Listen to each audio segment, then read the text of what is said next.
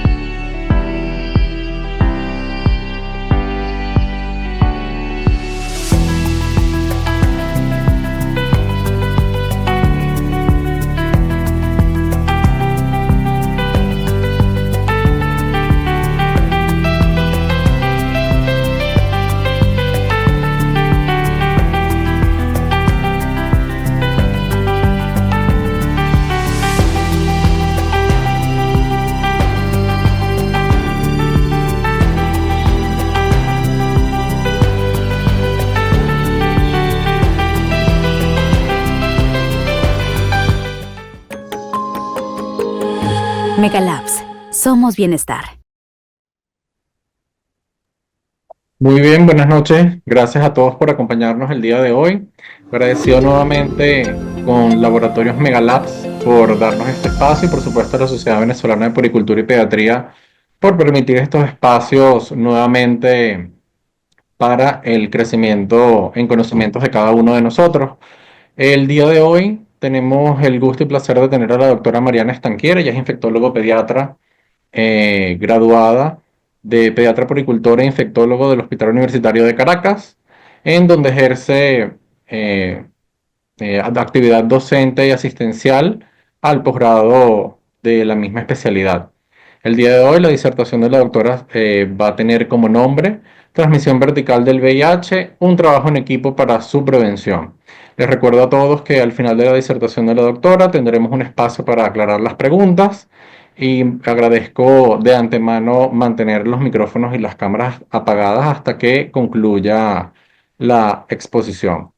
Bienvenido, doctor. Agradecido nuevamente por su gentil aceptación en la noche de hoy y el público es suyo. Hola, buenas noches. Gracias por la invitación a la Sociedad Venezolana de Pediatría y Puericultura y a Megalabs por esta oportunidad.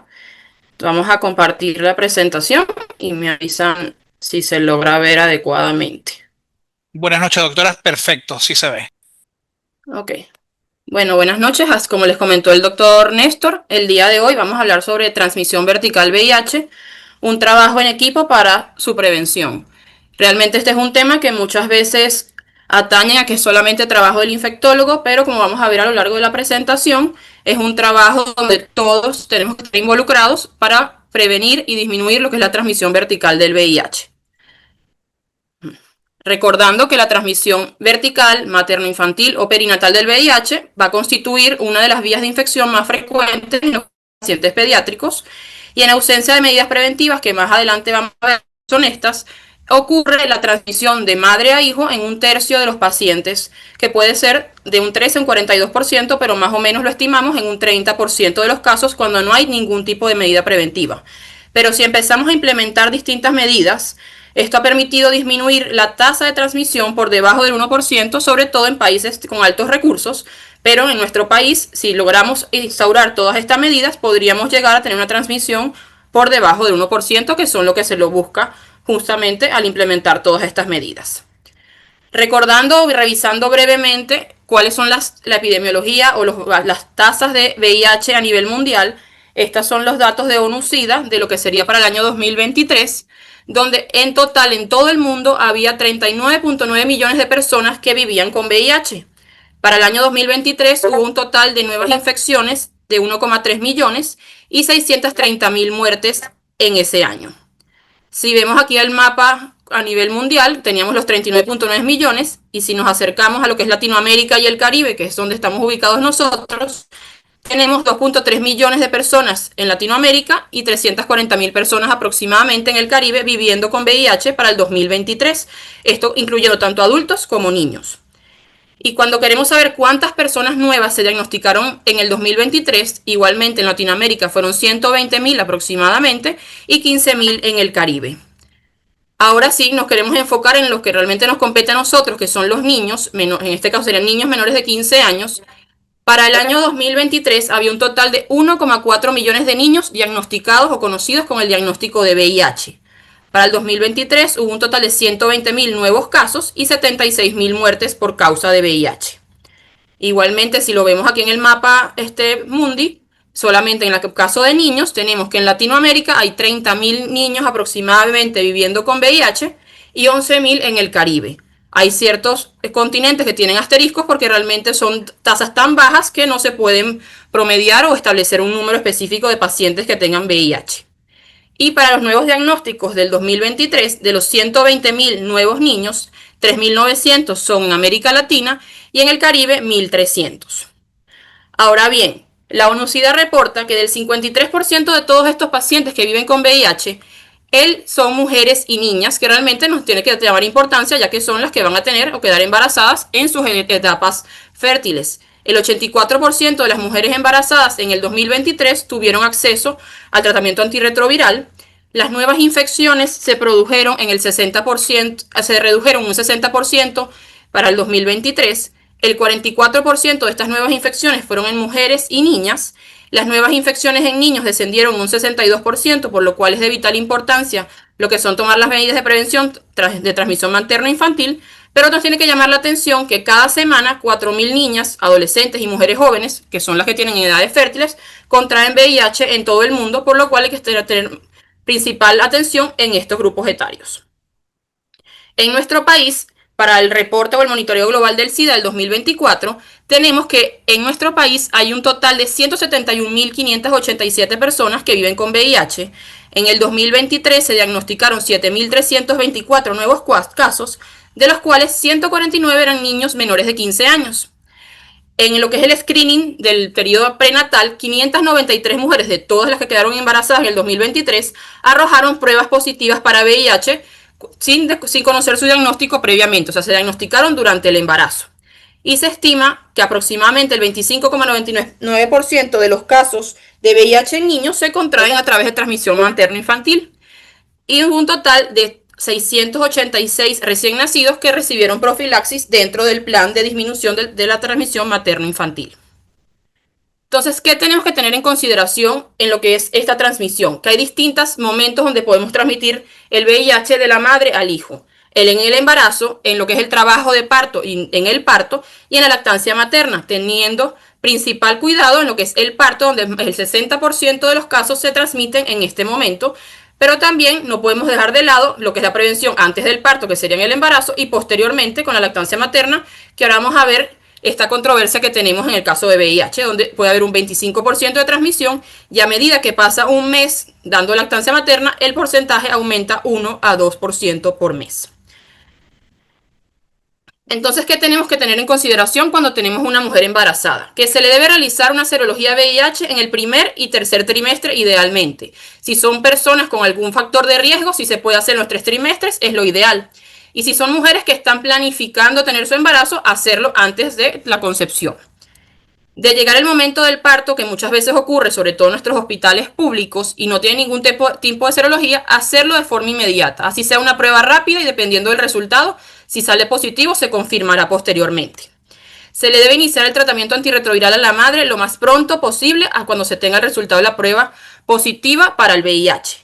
Y no se le debe suspender el tratamiento a aquellas mujeres que ya venían con tratamiento o que lo están tomando durante el embarazo, que esto lo hemos notado que lo están haciendo en algunos estados del país, donde cuando la madre queda embarazada suspenden el tratamiento porque dicen que tiene efectos adversos al niño. Esto no se debe hacer porque obviamente vamos a aumentar lo que sería la transmisión de madre a hijo y también podemos inmunosuprimir a la madre.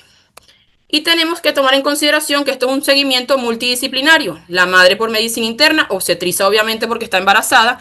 Muy importante cuando el diagnóstico es justo en el embarazo, que tiene que tener un acompañamiento psicológico porque realmente no es una noticia fácil de entender y siempre debe estar acompañada y explicarle con palabras sencillas y dependiendo de más o menos el grado de instrucción que tenga la paciente, lo que es el VIH, qué tratamiento debe hacer y lo que pueden ser las consecuencias tanto para ella como para el bebé si toma o no toma el tratamiento. Y obviamente ya que queda embarazada y sabemos que está en contacto o tiene VIH, ya avisar a lo que es el servicio de pediatría, neonatología e infectología si cuentan en el centro con esta especialidad. ¿Qué factores de riesgo tenemos que tomar en consideración al momento de saber cuál puede ser nuestra tasa de transmisión de madre a hijo? Hay factores maternos, factores obstétricos y factores del neonato y de la lactancia materna. Entre los factores maternos tenemos el momento del diagnóstico. Entre más tardío sea el diagnóstico, más probabilidad puede haber de transmisión materno-infantil. O si la mamá hace la primoinfección en el embarazo, ya que al momento que sean las primoinfecciones hay mayor cantidad de replicación viral y más posibilidad de transmitir de madre a hijo. La carga viral detectable, es decir, entre más alta la carga viral, mayor porcentaje de transmisión, por lo cual cuando instauremos tratamiento, nuestro principal plan es disminuir esta carga viral a la indetectabilidad. El estado inmunológico de la mamá, que serían los valores de CD4, entre más inmunosupresión, también hay más riesgos de transmisión materno-infantil, con infección con otras enfermedades de transmisión sexual, por lo cual siempre es importante dentro del perfil prenatal, aparte de VIH, pedir serologías para sífilis, hepatitis, y en el caso de las embarazadas, todo lo que sea el perfil TORCH, pero sobre todo estas infecciones de transmisión sexual, porque a medida que hay más de una infección, aumenta lo que serían las probabilidades de transmisión de madre a hijo. Otras infecciones, ya sean urinarias o vaginales durante el embarazo o alguna patología, ya sea como diabetes, hipertensión, también nos pueden aumentar la tasa de transmisión. La edad materna, sobre todo lo que serían las adolescentes o ya las madres de mayor edad, porque justamente son etapas donde entran en consultas de alto riesgo obstétrico y también pueden aumentar lo que es esta tasa de transmisión. En cuanto a los factores obstétricos, tenemos el número de gestas. Normalmente se dice que las mujeres primigestas tienen un poquito de mayor probabilidad de transmisión, ya que el trabajo de partos es más prolongado que en una mujer multípara. Cuando haya una ruptura prematura de membrana prolongada, se habla de más de 4 horas. Que haya un trabajo de parto prolongado, esto lo veremos más adelante, que depende si el parto versus cesárea, dependiendo del riesgo, tendremos beneficios, así se puede aceptar o no el parto, pero lo ideal en ciertos casos es que sea una cesárea. Se debe evitar lo que es el parto instrumental, es decir, utilizar forceps. Debemos evitar la monitorización fetal invasiva, se deben evitar episiotomías y desgarros, ya que esto hace que el bebé entre en contacto con las secreciones vaginales y sanguíneas de la madre.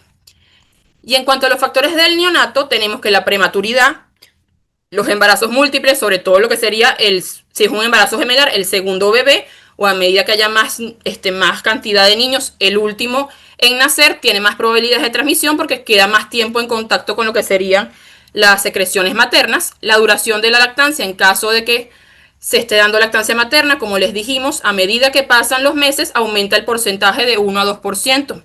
La presencia de mastitis o estrías sangrantes en el caso de esas madres que están dando lactancia, y que la madre presente la infección aguda en lo que sería en el puerperio o justamente dando la lactancia materna, también nos aumenta la tasa de transmisión vertical.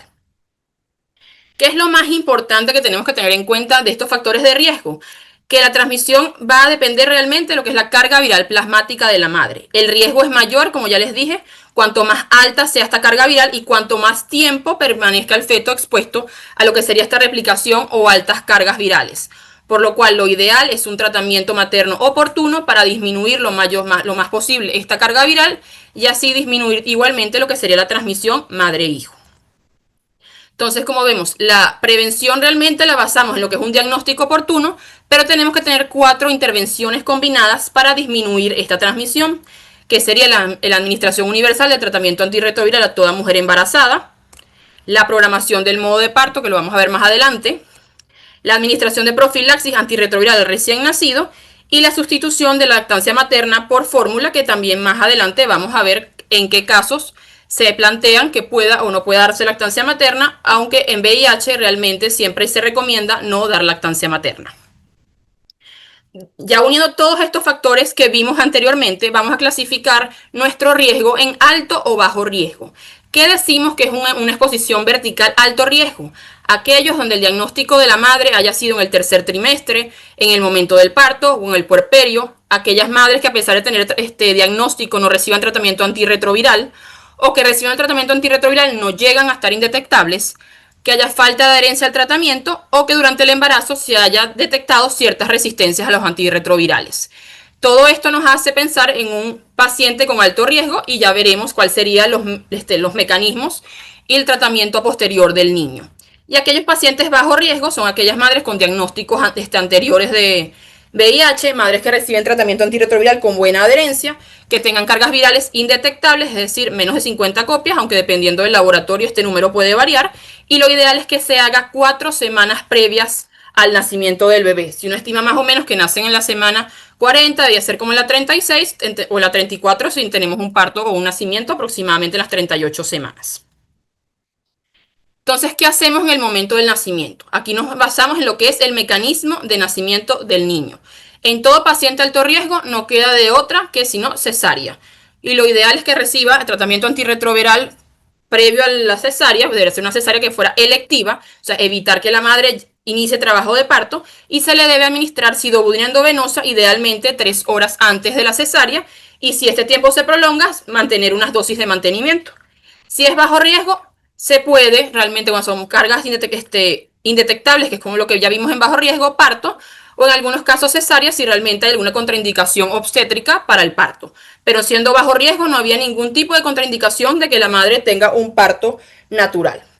¿Qué se recomienda justamente cuando nace el bebé? Un pinzamiento precoz del cordón, el baño inmediato del recién nacido, no se deben aspirar las gleras, los cuidados propios del recién nacido e iniciar la profilaxis antirretroviral, idealmente antes de las 6 horas de haber nacido el niño, pero tenemos un tiempo hasta las 72 horas, pero lo ideal es que si se pueden antes de las 6 horas es lo más conveniente. Entonces, ¿qué profilaxis le vamos a dar a nuestro neonato? Aquí tenemos justamente en Venezuela una guía del tratamiento antirretroviral para personas con VIH que fue actualizada en el 2021 y dependiendo del riesgo que lo hayamos clasificado, vamos a tener distintas terapéuticas. La más fácil, por decirlo así, los de bajo riesgo van a tomar sidobudina, que vienen en jarabes, por 4 semanas. Ya les vamos a explicar las dosis ahorita más adelante. Y en alto riesgo sí tenemos que cumplir lo que llamamos una triple terapia, es decir, la combinación de 3 medicamentos. Tenemos 2 opciones por las guías, que son sidobudina con lamivudina o raltegravir, pero raltegravir actualmente no se cuenta en el país y realmente en muchos países por su costo, por lo cual nos quedamos con la segunda opción, que es sidobudina, lamivudina y nevirapina por al menos 6 semanas. ¿Qué hacemos con las dosis? Con la sidobudina, en pacientes mayores de 35 semanas va a ser 4 miligramos por kilo dosis, eso es muy importante que tomarlo en consideración, es decir, en el día serían 8 miligramos por kilo día y se debe tomar 2 veces al día. Si son prematuros de 30 a 35 semanas, se van ajustando dependiendo del número de semanas de vida. Inicialmente las primeras 2 semanas a 2 miligramos kilo dosis y luego lo aumentamos a 3 miligramos kilo dosis. Y si son menores de 30 semanas, la dosis va a ser 2 miligramos por kilo dosis. Esto en pacientes bajo riesgo, como les habíamos dicho anteriormente, son 4 semanas según las pautas de Venezuela. En muchos otros países han ido disminuyendo incluso a 2 semanas y en países europeos, incluso si la mamá es súper bajo riesgo, muy bajo riesgo, han instaurado no dar profilaxis al niño. Muy importante en el caso de la sidobudina es que siempre se debe suplementar con ácido fólico porque entre los efectos adversos de la sidobudina tenemos la anemia megaloblástica. Después tenemos estos medicamentos que serían para el caso de los alto riesgo, que es el segundo medicamento, que es la lamivudina, que serían mayores de 32 semanas, 2 miligramos por kilo dosis, igualmente 2 veces al día. Y la nevirapina, si tenemos más de 37 semanas, serían 6 miligramos kilo dosis las 4 primeras semanas y después de las 4 semanas aumentamos a 200 miligramos por metro cuadrado de superficie corporal dosis, igualmente 2 veces al día. Si son prematuros, también vamos ajustando las dosis dependiendo de las semanas de vida. Muy importante que al ser un paciente de alto riesgo donde vamos a utilizar estos 2 medicamentos, el tratamiento va a ser mínimo 6 semanas, por lo cual hay que estar pendiente con el paciente de justamente hacer el cambio de dosis al mes de vida.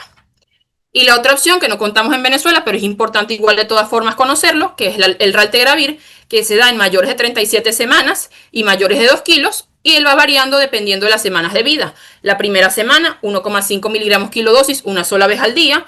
Luego lo aumentamos a 3 miligramos kilo dosis, aquí sería 2 veces al día. Y ya cuando tienes más de un mes, 6 miligramos kilo dosis, igualmente 2 veces al día. Ahora la gran controversia realmente que vamos a tener, que es lo que es la lactancia materna. Como pediatras, nosotros sabemos lo que es el beneficio de la lactancia materna, tanto para la madre como para el niño, en cuanto a nutrición, parte inmunológica y el apego madre-hijo. Pero no se nos debe olvidar que esta constituye una vía de transmisión del VIH con un riesgo directo en esos casos donde no se ha hecho nada de prevención del 10 al 20% y que a medida que pasan los meses ese porcentaje va aumentando. Por lo cual, actualmente la lactancia materna es el único escenario en el que no se ha podido demostrar el paradigma que conocemos en VIH, que es indetectable, es igual intransmisible. Por lo cual, para nosotros, sobre todo en la parte de infectología, la lactancia materna en pacientes VIH está contraindicada. Pero, ¿qué pasa cuando la madre tiene ese deseo de dar lactancia materna? Esto va a ser una decisión individual de la madre, pero en este caso tiene que hacer un seguimiento estricto, multidisciplinario, debe estar acompañada por lo que sería el pediatra, su médico infectólogo de adultos o su médico internista, para buscar minimizar los riesgos de transmisión, ya sea antes de la lactancia materna y durante el proceso de lactancia materna. Pero tiene que seguir ciertas pautas muy establecidas y de fallar alguna de ellas se debe eliminar o suspender inmediatamente la lactancia materna. ¿Cuáles serían estas pautas? Antes del embarazo, esa madre que nos dice que desea dar lactancia materna. Tiene que ser una madre con tratamiento antirretroviral antes del embarazo o lo más temprano del embarazo. Que tiene que tener su presión viral sostenida, una carga viral menos de 50 copias, pero no solamente una vez, sino que hayamos visto que durante el embarazo haya mantenido estas cargas virales suprimidas o indetectables. El compromiso de que va a mantener su tratamiento antirretroviral de forma regular durante todo el tiempo que dé lactancia materna y realmente no va a suspender su tratamiento nunca porque ella debería tomar tratamiento hasta que se consiga alguna cura o algún tratamiento más fácil realmente en cuanto al VIH. Y como le dijimos, es un deseo de la madre de dar lactancia materna. Uno como médico no puede imponer. Uno escucha, sugiere y acompaña la decisión de la madre. Pero como les dijimos, nosotros aquí en Venezuela realmente contraindicamos lo que sería la lactancia materna. ¿Y qué pasa cuando ya tenemos al niño? ¿Qué pautas debe seguir esta madre? La lactancia materna debe ser exclusiva hasta los 6 meses. No puede darle fórmula, no puede darle otro alimento, no puede darle agua. Exclusiva, como si fuera una lactancia materna en un niño no VIH. Pero es importante que hay que hacer hincapié en eso, que no puede introducir ningún tipo de alimento. Debe tener la madre un control de carga viral mensual y esta debe permanecer indetectable. Cualquier aumento de la carga viral es señal e indicación de suspender la lactancia materna. Debe cumplir la profilaxis antirretroviral del niño según las indicaciones del especialista y hasta el tiempo que el especialista lo considere.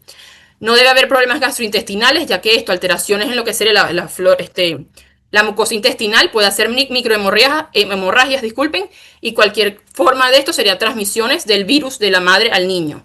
La madre debe ser vigilada, ya sea por su médico de familia, por el obstetra, donde las mamas y los pezones deben estar sanos. No debe haber ningún tipo de lesión o infección, ya que si tenemos una mastitis, grietas, estos son transmisión de sangre o lesiones que pueden pasar al niño, por lo cual podríamos tener ciertos pasos de carga viral o de transmisión del virus a nuestro niño. Y el bebé no debe tener ningún tipo de lesión en la mucosa oral. Si la madre acepta seguir todas estas pautas, nosotros como médicos podríamos acompañarla, pero siempre vigilando todos estos ítems para que realmente no disminuyamos o se evite lo que sería la transmisión materno-infantil a través de lactancia materna. Ahora, ¿qué hacemos con nuestro niño? ¿Cómo sabemos si el niño tiene o no tiene VIH?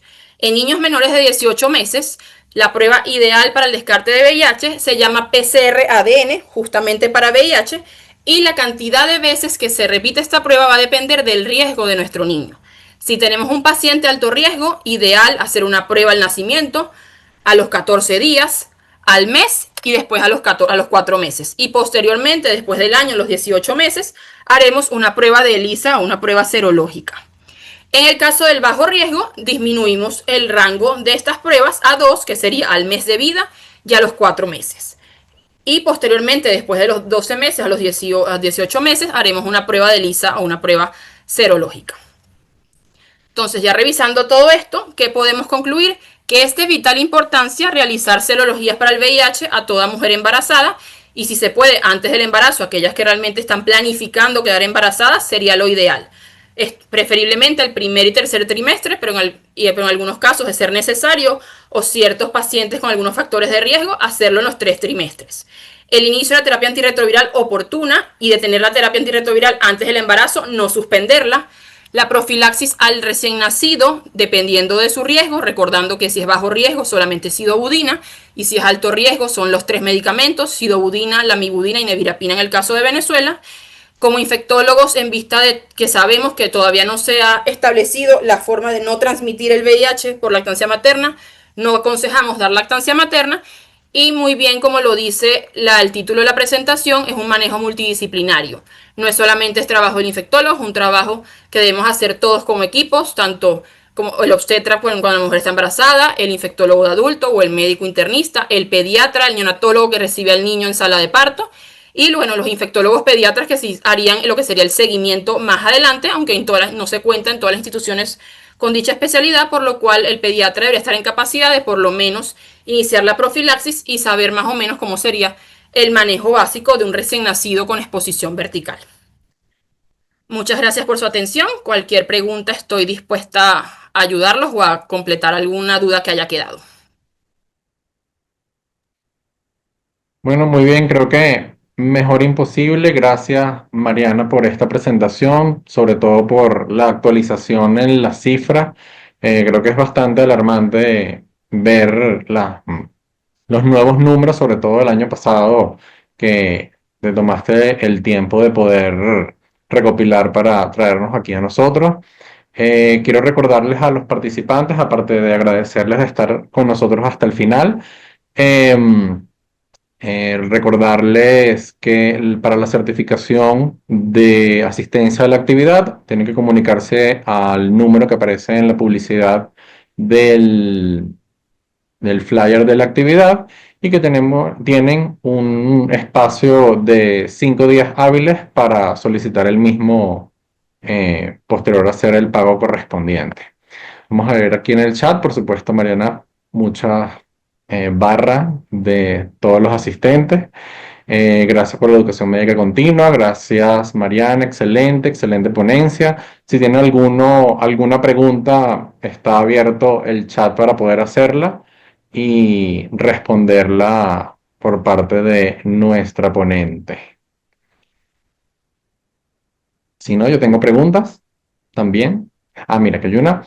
Hola, buenas noches. En relación a la lactancia materna en un expuesto perinatal de alto o bajo riesgo para VIH, está contraindicada, de acuerdo a lo que se menciona por el guideline de VIH, la carga viral que se realiza es la leche materna y teniendo en contexto país en que la carga viral del Instituto Nacional no son con tanta frecuencia. Mariana, ¿algún comentario extra en este sentido?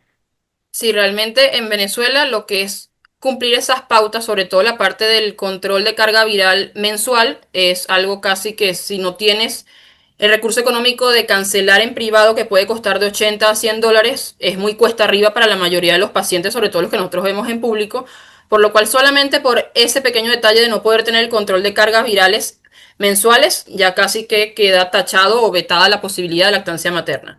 Y como realmente lo dijimos, a pesar de que disminuimos el porcentaje de virus replicando en sangre, no sabemos realmente cuánto de este virus queda en lactancia materna. Son estudios que se están justamente elaborando a ver si realmente podemos llegar a esta indetectable, igual intransmisible, tanto en sangre como en lactancia materna, pero por ahora realmente la señal o la indicación es no dar lactancia materna en pacientes VIH. Excelente. Yo tengo unas preguntas que son seguro yo desde mi especialidad me considero un poco ajeno a esto. Mira, hay más preguntas, excelente. La doctora Yusmari Guzmán, en caso de que no haya infectólogos pediatras en la localidad del niño y el pediatra debe indicar la profilaxis, la sidobudina y otros antirretrovirales pueden conseguirse en las farmacias locales con récipe. No, realmente lo que son los tratamientos antirretrovirales están en farmacias destinadas justamente a lo que sería la administración de estos medicamentos. Cuando a veces nos contactan de algunos centros, ya sea públicos o privados, que tienen algún caso y no disponen de los medicamentos, nosotros les damos como el contacto de la gente encargada del programa y ellos, con mucho gusto, les brindaría los retrovirales dependiendo del caso, sea un alto o bajo riesgo. Pero en ninguna farmacia, cadenas o farmacias pequeñas van a conseguir estos medicamentos. Excelente. Mire, doctora Mariana, ¿cuánto tiempo se mantienen circulando los anticuerpos maternos en el neonato?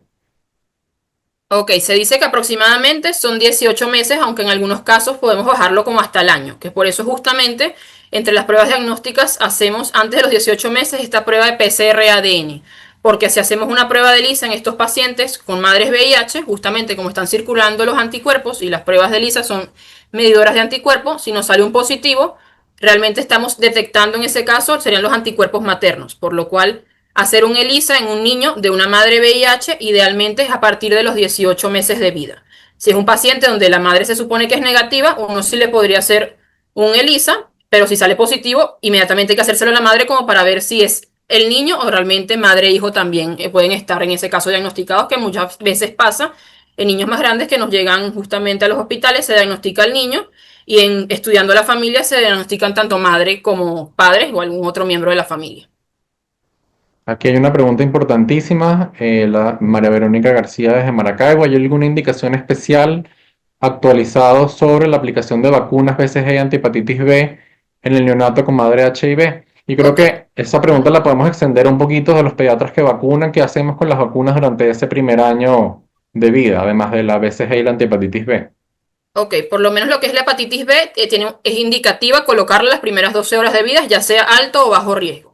Con la BCG realmente siempre sale que es como una contraindicación en pacientes VIH. Aquí tenemos un paciente expuesto al virus que todavía no tenemos el diagnóstico, pero siendo Venezuela un país con alta endemicidad con tuberculosis, que los casos van aumentando, Realmente si tenemos un paciente bajo riesgo, se le puede colocar la BCG, realmente mejor colocarla y protegerlo contra la tuberculosis a que más adelante pueda de alguna forma contagiarse. En los altos riesgos lo que hacemos, si se la colocan porque el niño nació sano, no habría ningún problema, pero a veces preferimos tener por lo menos alguna prueba diagnóstica que está negativo y posteriormente sí autorizamos la colocación de la BCG.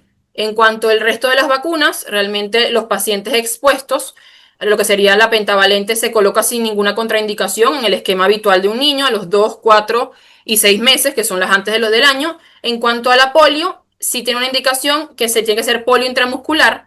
Realmente la polio oral, que son virus atenuados, si no sabemos si el niño, hasta no tener las pruebas, si es positivo o no negativo el VIH, cualquier vacuna de virus vivos atenuados está contraindicada en los pacientes VIH, a menos que tengan carga, contagio de CD4, que esos serían pacientes ya con diagnóstico. Por lo cual, pentavalente sin ninguna contraindicación, polio debería ser intramuscular, las vacunas de neumococo y rotavirus no tienen ninguna contraindicación, que son justamente las que se colocan a los 2, 4 y 6 meses, y más adelante, y lo que sería influenza y meningococo, tampoco tienen ningún tipo de contraindicación. Y ya a partir del año, Excelente, realmente la que tendríamos, que ya al año deberíamos tener diagnóstico, si el niño está negativo, cumple su esquema de vacunación como cualquier niño no expuesto al VIH. excelente. Que hay otros, un par de preguntas de no contar con infectólogo, ¿dónde se referirían? ¿En qué centros contamos con esa especialidad? No solamente aquí en Caracas, si tiene conocimiento, doctora, de algún servicio de infectología en el resto del país, sería de valiosa información para los ponentes, ya que tiene audiencia nacional. O sea, por lo menos realmente, bueno, en Caracas tenemos dos centros, que sería el Hospital José Manuel de los Ríos o el Hospital de Niños, y en el Hospital Universitario de Caracas, que es donde yo trabajo, son las únicas dos centros que manejan pacientes con VIH pediátricos. Hay infectología pediátrica también en Carabobo, en Aragua, en el estado Zulia, en Trujillo, en Anzoátegui, en Guárico actualmente hay recientemente un infectólogo pediatra, en Bolívar también hay infectólogo pediatra. Esos son los que tengo como más presentes actualmente, pero muchas veces hay ciertos pacientes que, bueno, no les queda de otra que ir al estado más cercano para ponerse en control, pero más que todo serían los pacientes ya VIH. Los expuestos sí se podrían manejar con el control pediátrico, pero si necesitamos las pruebas que la mayoría de las veces, justamente que las autoriza, sería el infectólogo por ciertas condiciones del programa, pues. Ok, aquí preguntan, felicitaciones a la doctora Mariana, ¿qué laboratorios deben hacerse a los pacientes expuestos a drogas y cuándo realizarlo? A Ok. drogas antirretrovirales. Ujú. Lo ideal, como ya comenté, uno de los efectos adversos, sobre todo el ácido budina, es anemia megaloblástica. Entonces, por lo menos en la consulta del mes de vida, pedimos lo que sería una hematología completa, justamente para ver más que todo la parte de la hemoglobina. Pedimos transaminasas y LDH porque son ciertos efectos adversos tanto a nivel hepático como mitocondrial que podríamos tener si el VIH llegara a afectar. Realmente son como estos tres exámenes básicos que se pueden pedir: hematología, transaminasas y LDH al mes de vida, y después a los 3 meses, y ya como ahí deberíamos tener ciertos laboratorios a ver si el paciente es positivo o negativo, lo vamos haciendo cada 6 meses o dependiendo de lo estable que esté, incluso una vez al año. Excelente. Buenas noches, doctora. ¿Has recomendado el uso de la terapia antirretroviral ya vencido? Como todo medicamento, tienen como su rango o tiempo de uso. Nosotros más o menos dependiendo, podemos utilizarlo hasta unos 3 meses, pero siempre hay que ver como que las buenas condiciones o que esté bien almacenado el medicamento. Por lo menos los jarabes siempre cuesta un poco más porque el líquido es más fácil que se dañe que una tableta. Pero si no tenemos otra opción, por lo menos unos 3 meses si damos ese tiempo para poder utilizar los medicamentos vencidos. Claro, por supuesto, esto es haciendo la salvedad de que por principio no se debería administrar No se ningún debería. medicamento vencido, pero dependiendo del contexto, la urgencia, eh, sería bastante complicado mientras el paciente tiene un acceso a un medicamento que esté en buen estado. Exactamente. Eh, Aquí otros comentarios, también se hace difícil hacer tantas cargas virales a la madre embarazada y que de casos de bajo riesgo terminan siendo de riesgo alto, por supuesto, porque no, muchas veces incluso ni siquiera tienen acceso al perfil básico infeccioso durante el embarazo, entonces por supuesto se nos escaparían muchos casos por allí. Sigue la contraindicación de la lactancia materna. ¿Algún comentario extra que podamos hacer allí? Yo creo que queda un poquito claro de que en este contexto en el cual estamos, creo que sí está contraindicada por la dificultad que tenemos al acceso de las pruebas para el seguimiento, sobre todo. Profilaxis para neumocistis girovecci es recomendable en pacientes de qué edad. En el caso de los pacientes expuestos, se hablaba que a partir de las 6 semanas de vida se debería hacer profilaxis contra Pneumocystis jirovecii con trimestoprim sulfamethoxazol y ya cuando tuvieras una PCR, o sea, la prueba negativa, se suspendería esta profilaxis. Si el paciente saliera positivo, sí debe mantenerse hasta el año de vida la profilaxis y niños más grandes si tienen, dependiendo del valor de CD4, uno ve si o no tienen indicación de profilaxis. Perfecto. ¿Qué tiempo puede vivir un paciente pediátrico con VIH aún recibiendo su retroviral? Y si depende del cuidado y seguimiento que hagan sus familiares. Realmente un paciente, tanto pediátrico como adulto en tratamiento, tiene una vida normal como cualquier persona no VIH. Lo importante es tomar su tratamiento y va a tener una vida realmente como cualquier persona. Incluso puedes tenerlo al lado en el transporte público, en una tienda, y tú no vas a saber que esa persona es VIH. No tienes un letrero en la frente que te diga soy VIH. Incluso llama la atención que son 39.9 millones de personas viviendo con VIH porque la tasa realmente, la supervivencia ha ido aumentando y por eso es que hay más gente viviendo con VIH. Antes, como realmente no había tratamientos tan óptimos o había menos adherencia, fallecían y no había tanta gente. Entonces, pueden llegar a fallecer realmente de patologías de viejitos, hipertensión, diabetes o cualquier complicación que de una persona no VIH. Perfecto. Yo tengo una última pregunta que creo que es importante para los pediatras que atienden o que acuden a realizar guardias, residentes o pediatras que se encargan de la parte de recibir neonatos. ¿Qué hacemos con los pacientes que tienen parto extrahospitalario? Que nos damos cuenta cuando llega la paciente, diagnosticamos después de ese parto o de esa cesárea que es HIV positivo. ¿Qué podemos hacer? En el caso de un parto extrahospitalario, bueno, siempre tener como las medidas de cualquier parto extrahospitalario, descartar algún tipo de infección en el niño y si diagnosticamos a la madre justamente en ese momento, iniciar, obviamente si apenas nos estamos enterando del diagnóstico, sería un paciente de alto riesgo, iniciar la triple terapia lo más pronto posible. Y obviamente canalizar que la madre también empiece su tratamiento de forma oportuna. Perfecto. Si hay un neonato que tiene kernicterus, amerita recambio sanguíneo de alto riesgo, ¿qué hacer? En el caso de Kernicterus, bueno, se hacen las medidas que cualquier recién nacido no expuesto vertical porque tienes que realmente que resolver esta patología en ese momento. O sea, por ser expuesto no habría contraindicación de hacer su exsanguino transfusión. Perfecto. Creo que las preguntas han quedado concreto, conciso y todas bastante claras. Gracias también por interactuar en el chat con estas preguntas. Así se hace más enriquecedor para todos durante la ponencia. ¿Alguien más tiene alguna otra pregunta? Ahí gentilmente el señor Edwin colocó los datos para la certificación. Yo estaré respondiendo a la brevedad los que lo han venido solicitando. Ya tengo unos mensajitos por aquí. ¿Alguna otra pregunta? ¿Alguna otra duda? ¿Alguien de la filial Miranda quiere hacer algún comentario de cierre? Le felicitan desde Maracaibo, Carúpano, Portuguesa. Muchas gracias. Excelente que hayamos tenido esta audiencia a nivel nacional. Muy bien, creo que, ajá, tiempo de hospitalización posterior al nacimiento. El paciente expuesto a VIH cumple el mismo tiempo que cualquier paciente no VIH. O sea, si es un parto serían 24 horas, si es una cesárea 48 horas. La cosa es que realmente como garantizar o ver que la madre sepa cómo dar el medicamento, pero realmente no se mantiene hospitalizado. Incluso él va en conjunto con su madre apenas ella pase a una habitación. Excelente. ¿Alguna otra acotación, observación? Creo que por los momentos no. A ver, si van a grabar estas conferencias, no estoy seguro. Les tengo esa información eh, posteriormente. Bueno, agradecido nuevamente con la Sociedad Venezolana de Poricultura y Pediatría por brindar estos espacios de colaboración entre nosotros los pediatras. Gracias nuevamente en nombre de la filial Miranda por esta participación. Gracias, Mariana, por aceptar la gentil invitación para esta ponencia. Excelente, por supuesto, eh, tu ponencia, o sea, sin ninguna observación que decir. Gracias más bien por podernos llevar de forma concreta y concisa esta información tan importante para todos nosotros. Y agradecido nuevamente Mega Labs por darnos la plataforma, el señor Edwin que siempre está allí tras bastidores ayudándonos en todo. Gracias a ustedes por asistir y les deseo una feliz noche a todos. Gracias por acompañarnos.